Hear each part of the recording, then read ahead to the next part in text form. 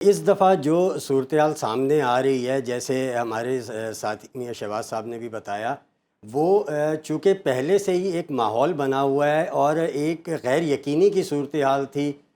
جو سیاسی جماعتیں ہیں انہوں نے اپنی انتخابی سرگرمیاں تاخیر سے شروع کی اسی وجہ سے، اور پھر اس کے بعد جو ہے وہ جب شروع ہوئیں تو پھر بھرپور انداز میں ہوئیں۔ یہ جو لاہور کا آپ نے اسپیسیفک ذکر کیا، لاہور ہمیشہ سے ہی پاکستانی سیاست کا مرکز رہا ہے۔ اس دفعہ بھی یہی صورتحال ہے، لیکن ایک چیز میں آپ کو بتاتا چلوں، جو ہمارے الیکشن سیل کے تحت جو سرویز کیے گئے ہیں، جو عوام میں جا کے بات چیت کی گئی ہے، لوگوں سے ان کی رائے لی گئی ہے، ان کے مطابق اس دفعہ جو بڑے مقابلے ہیں وہ کوئی بہت بڑے مارجن سے جیتتے ہوئے نظر نہیں آ رہے۔ اچھا، مقابلے ہوں گے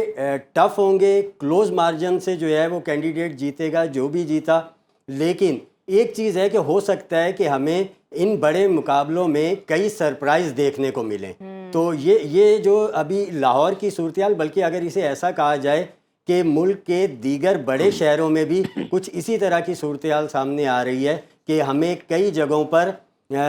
کئی جو ہے وہ سرپرائز دیکھنے کو ملیں گے۔ جو الیکٹیبلز ہیں وہ شاید ان میں سے بہت سے جو ہیں وہ اب الیکٹیبلز نہ رہیں۔ کون جو ہے وہ بازی لے جائے گا، کون کس پارٹی کو تگڑا مقابلہ دے سکتا ہے، اور آزاد امیدوار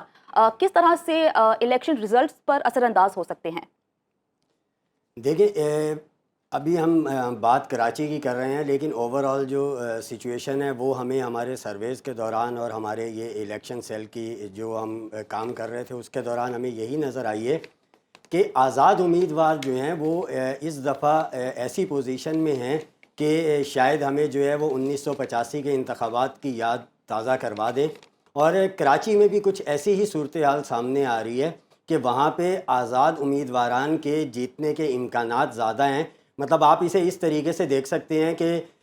ہمارے جو یہ سرویز تھے ان کے مطابق آزاد امیدواران کا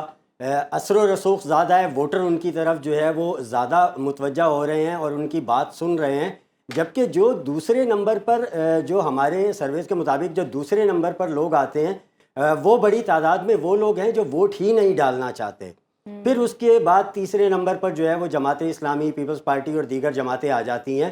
لیکن یہ بات بالکل واضح ہے کہ جو ابھی تک کی صورتحال نظر آ رہی ہے وہ کراچی میں بھی کچھ اسی طرح آ رہی ہے کہ جو آزاد امیدوار ہیں وہ ہمیں اس دفعہ سیاسی جماعتوں کے امیدواران کو بہت سخت مقابلہ دیتے ہوئے نظر آئیں گے۔